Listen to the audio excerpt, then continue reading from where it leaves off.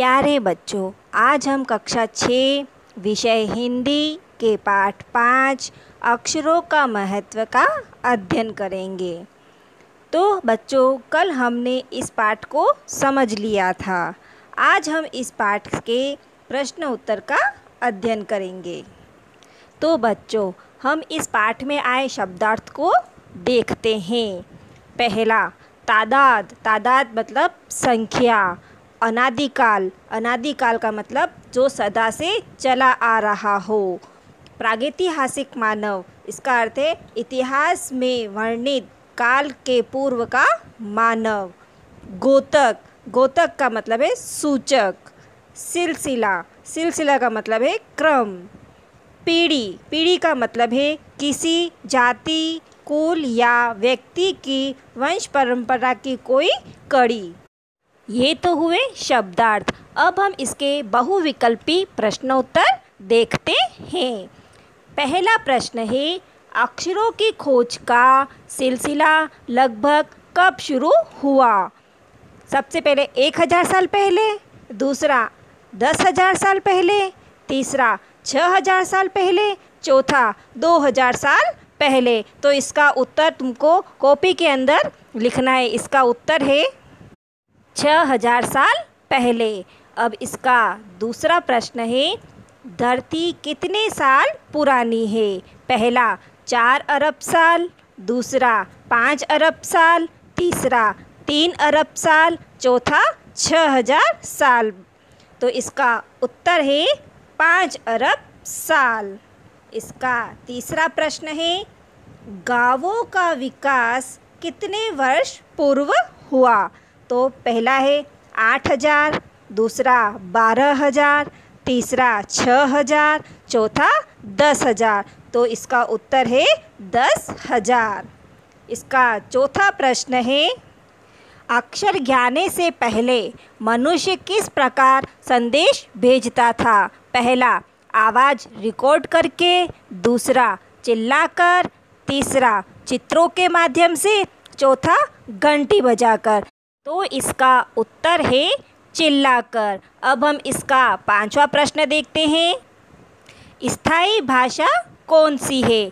पहला मौखिक, दूसरा लिखित, तीसरा सांकेतिक, चौथा इसमें से कोई नहीं। तो इसका उत्तर है इसमें से कोई नहीं। अब हम इसके अति लघुत्रात्मक प्रश्न की ओर बढ़ते हैं। तो इसका पहला प्रश्न है, अब तक दुनिया में कितनी पुस्तकें छप चुकी है? तो इसका उत्तर है दुनिया में अब तक करोड़ों पुस्तकें छप चुकी है। इसका दूसरा प्रश्न है, धरती का अस्तित्व कब से है? तो इसका उत्तर है धरती का अस्तित्व लगभग 5 अरब साल पहले से है। इसका तीसरा प्रश्न है, आदमी ने गांवों में रहना कब से शुरू किया? तो इसका उत्तर है करीब 10,000 वर्ष पहले आदमी ने गांवों में रहना शुरू किया। इसका चौथा प्रश्न है, मनुष्य से पहले इस धरती पर किसका राज्य रहा? तो इसका उत्तर है धरती पर करोड़ों साल तक केवल जानवरों और वनस्पतियों का राज्य रहा। इसका पांचवा प्रश्न है, सूर्य का चित्र किसका द्योतक बन गया? तो इसका उत्तर है आगे चलकर सूर्य का चित्र ताप या धूप का द्योतक बन गया। अब हम इस पाठ के लघुत्रात्मक प्रश्न की ओर बढ़ते हैं। पहला प्रश्न है, पाठ में ऐसा क्यों कहा गया है कि अक्षरों के साथ एक नए युग की शुरुआत हुई है? तो इसका उत्तर है अक्षरों की खोज के साथ एक नए युग की शुरुआत हुई। अब आदमी अपने हिसाब किताब को लिखकर रखने लगा, जिससे वह सभ्य कहा जाने लगा।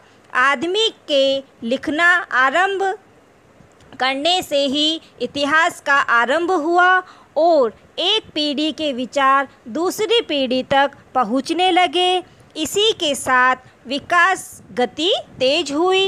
इस प्रकार एक नए युग की शुरुआत हुई। अब इसका दूसरा प्रश्न है, अक्षरों की खोज का सिलसिला कब और कैसे शुरू हुआ? पाठ पढ़कर उत्तर लिखो। तो इसका उत्तर है, अक्षरों की खोज का सिलसिला लगभग 6000 वर्ष पहले हुआ। इससे पहले व्यक्ति चित्रों के द्वारा अपने भाव व्यक्त करता था, जैसे पशु, पक्षियों, आदमियों के चित्र। बाद में भाव संकेत अस्तित्व में आए। इसके बाद अक्षरों की खोज हुई। इसका तीसरा प्रश्न है, अक्षरों के ज्ञान से पहले मनुष्य अपनी बात को दूर दराज के इलाकों तक पहुंचाने के लिए किन किन माध्यमों का सहारा लेता था? तो इसका उत्तर है, मनुष्य अक्षरों की खोज करने से पूर्व अपने संदेशों को दूर दराज के इलाकों तक पहुंचाने के लिए चित्रों का सहारा लेता था। वह पशु पक्षियों, आदमियों तथा अन्य वस्तुओं के चित्र बनाकर अपनी बात दूर दूर के इलाकों में पहुंचाता था। बाद में इन चित्रों के भाव संकेतों का रूप ले लिया और मनुष्य इसके माध्यम से अपनी बात पहुंचाने लगा। अब हम इस पाठ का निबंधात्मक प्रश्न देखते हैं। क्या होता अगर हमारे पास अक्षर न होते? दूसरा, भाषा न होती।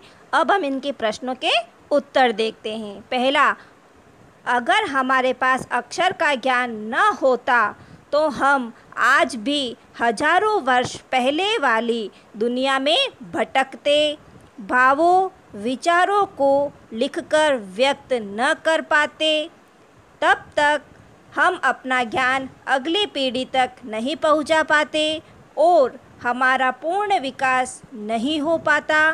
हम वहां तक नहीं पहुंच पाते जहां आज हैं। भाषा भावों को प्रकट करने का साधन है। दूसरा, भाषा नहीं होती तो हम अपने विचारों को न तो बोलकर और न लिखकर दूसरों पर प्रकट कर पाते। हमारा सामाजिक दायरा बढ़ नहीं पाता और अलगाव बना रहता। जैसे पशु साथ रहकर भी अलग रहते हैं, वैसी स्थिति मनुष्य की भी होती। अब हम भाषा की बात का प्रश्न देखते हैं। अनादि काल में रेखांकित शब्द का अर्थ है जिसकी कोई शुरुआत या आदि न हो। यह शब्द मूल शब्द के शुरू में कुछ जोड़ने से बना है। उसे उपसर्ग कहते हैं। इन उपसर्गों को अलग करके मूल शब्दों को लिखकर उनका अर्थ समझो। तो पहला है असफल, दूसरा अदृश्य, तीसरा अनुचित, चौथा अनावश्यक, पांचवा अपरिचित, छठा अनिच्छा। तो हम इसका उत्तर देखते हैं। पहला असफल, असफल में अ उपसर्ग लगा हुआ है।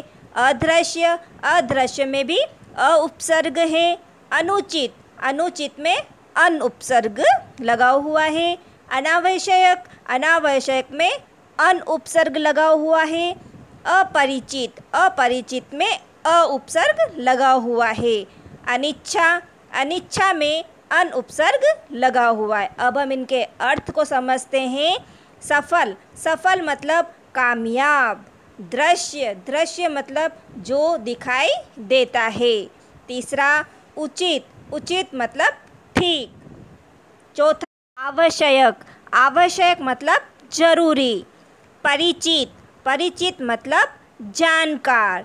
इच्छा, इच्छा मतलब चाह और अभिलाषा। तो बच्चों, इसी के साथ हमारा यह पाठ समाप्त होता है। तो बच्चों, आज का तुम्हारा गृह कार्य इस प्रकार है। पाठ 5 अक्षरों का महत्व के प्रश्न 1 से 4 तक लिखकर याद करना। धन्यवाद।